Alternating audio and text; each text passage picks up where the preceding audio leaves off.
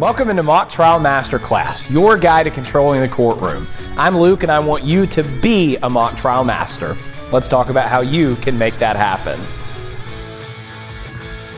One of you guys recently asked me, Luke, what is it that separates good teams from great teams? In other words, what is it that makes the difference between teams that know what they're doing and good and have some success in competitions versus teams that win championship titles? Well, I've been on both ends of that coin. I've been on and coached teams that were kind of good, not great, and won some rounds, but weren't exactly world beaters. And I've also been on teams that placed in the top 5 at nationals, and I coached a team that won a national championship. So I've seen both sides of that coin, and I know exactly what the difference is, and I'm going to go ahead and spoil it for you. It all comes down to the details. When you get to the highest levels of mock trial, like we're talking about national level competition, everyone knows how to give a good opening. Everyone knows how to write a good closing argument. Everyone knows how to deliver a good cross, how to develop a good witness character. It's not those things that separate the teams. It's the little stuff. It's the details that make the big difference. But I'm not just going to leave you there, because what I want to do for the rest of this video is talk about 5 specific details that make that difference. If you're a good team looking to make the jump to becoming a great team, lock in on these 5 details before your next mock trial round, and it's going to push you a lot further in that direction. Before we go over the list, I want to remind you that if there's any topic at all you want to see me cover in a future video on this channel, leave a comment below. I love tackling the topics that you guys want to talk about. All right, let's hop in. Detail number 1 that makes the difference between good teams and great teams is courtroom procedure. Now you may see that and think, oh, that's kind of silly, right? Courtroom procedure is one of the first things you learn in mock trial, right? Before you even get into the advanced stuff, you learn how to put an exhibit into evidence. You learn how to conduct an impeachment, right? You learn all these little bitty details, but you know what's funny is you do at the beginning of your mock trial career learn those details, but then the further you go and the more advanced you get, what I have seen happen a lot of times, unfortunately, is some of those details start to get lost. I've seen teams that were really, really talented, had, trained assassins at counsel table as attorney and super good witnesses as well, go into rounds and flub around with how they're putting exhibits into evidence and forget to have their stuff ready to go before an examination begins. And they start flipping papers and running all over the place, or giving a direct examination. They're talking about exhibits without putting them into the evidence. And then the other side objects, and it's this big thing, right? Those are the sorts of things that can absolutely kill a team that is looking to go from good to great and deliver a championship caliber performance. You've got to lock in on those details. So I would absolutely recommend refreshing yourself on the basics before you go into a round. Don't just spend all your practice time working on your directs, your crosses, your speeches. Spend a little bit of time going back to the basics, right? Go back to impeachments. Remember, confirm, credit, contradict. Go back through those steps. Remember putting an exhibit into evidence, what it takes to do that well and correctly. Just lock that stuff back into your brain, because that's a detail that's going to make a difference at the highest levels.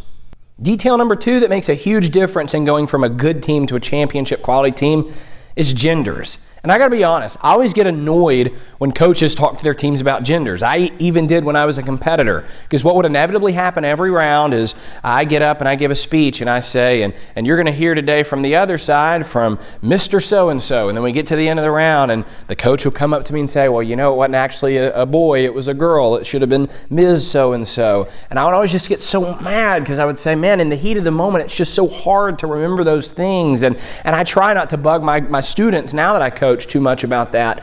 But the reality is at the end of the day, that stuff matters. If you've got 2 uber talented teams that are both kind of at this level up here, just really, really good, 10 out of 10, but then this team over here gets all the genders right, and this one over here looks at a female defendant and refers to them as Mr. So-and-so, which team do we think is going to have the advantage in that round? It's obviously going to be the one that honed in on that detail more, that got the genders right. The best way to help yourself in this department is to sit down before the round begins and make a note to yourself on everyone's gender, right? There's some competitions where you have to write out on a form what gender each of your witnesses is. But this is just so hugely important to lock in on. Attorneys and witnesses too. It's going to make no sense if you're, playing the plaintiff in a lawsuit case and you're talking about the man who hurt you and the man who broke into your house, and then the defendant gets up and it's a woman, right? It's going to be very, very confusing. So get your genders right. I know I hated hearing that feedback when I was a competitor, but it really does matter. Detail number 3 that sets the great apart from the good is your movement. Mock trial isn't just about the things you say, and it isn't just about the way you say those things. It's also about what you're doing with your body. And all of the movement that you do in a mock trial round must be intentional.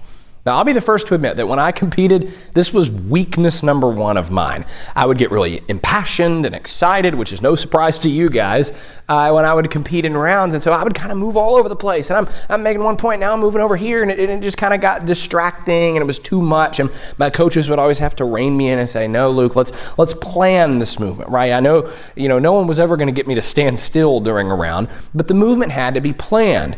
So maybe it's okay, I'm going to make my first point standing right here, and then I'm going to go stand over here to make my second point. And then I'm going to come back over here to make my third point, right? Whatever the movement is, whatever strategy you come up with, there just needs to be one. All of your movement must be purposeful. You can't be prancing around all over the place or looking kind of erratic, because even you just watching me do this, it's uncomfortable, right? It gets your heart rate up. You're like, I don't know where he's going. What's he going to do next, right? Purposeful movement is the name of the game. And again, if you got 2 teams with killer content, great speakers, but one of them has purposeful movement and the other one's kind of running all over the place, it's going to make a difference in separating those 2 teams. Detail number 4 that matters a lot, objections.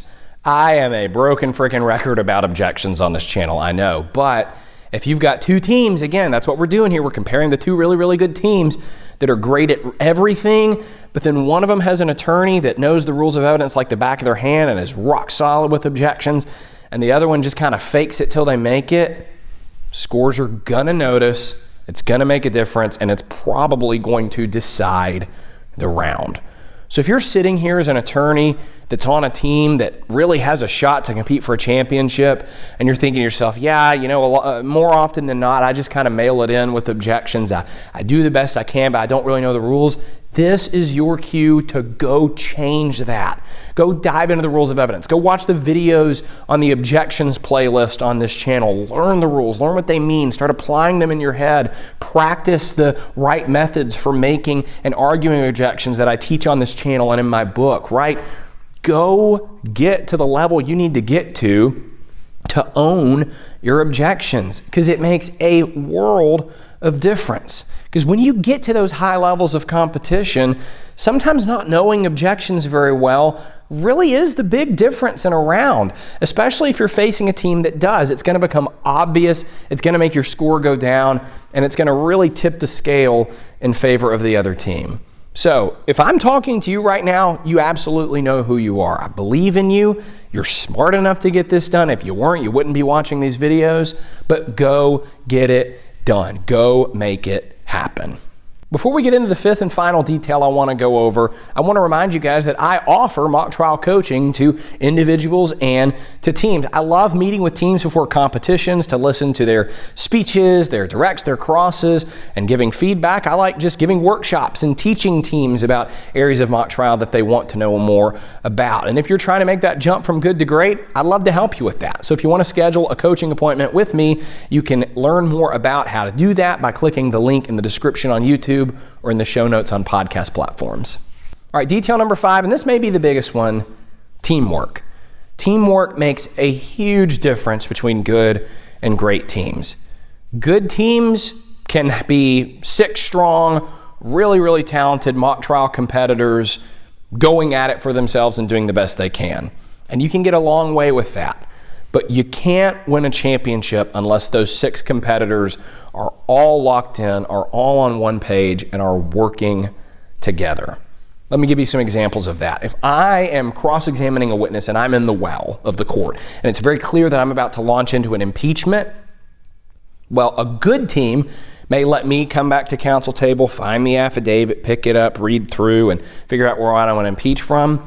A great team, my teammate's going to be right there at counsel table, having that affidavit ready for me, maybe even having the line I'm about to use highlighted because they've already been searching for it and looking for it, and it becomes a seamless, smooth transition for me to make that impeachment. Let's say that I'm direct examining a witness and I'm about to use an enlargement. On a good team, I might have to go grab the easel, grab the enlargement, go through setting it up, and get the witness down. On a great team, when I say, Your Honor, may I use an enlargement, my teammates are going to be moving very quickly to the well with the easel, with the enlargement, ready to go, so I can focus on my questions, so I can focus on the witness, and we're working in tandem like that. That makes a huge difference. On one hand, scorers see that. Scorers see and notice when a team is in sync, and it really does affect your scores. But there's also this effect that being in sync like that has on each other, has on a team. You start to develop this level of confidence with each other. You start to develop this level of comfort with each other and just with the general environment of mock trial when you know that there's people behind you who have your back at all times. A team cannot be a great team without good teamwork. It just is not possible. So if that's not a quality that your team has, you need to sit down and have a conversation about how to get there. How can you emphasize that in a way that's going to put you over the edge? If you do that and you lock in on these other 4 details we've talked about, I know you're absolutely capable of making that jump from a good team to a championship quality team.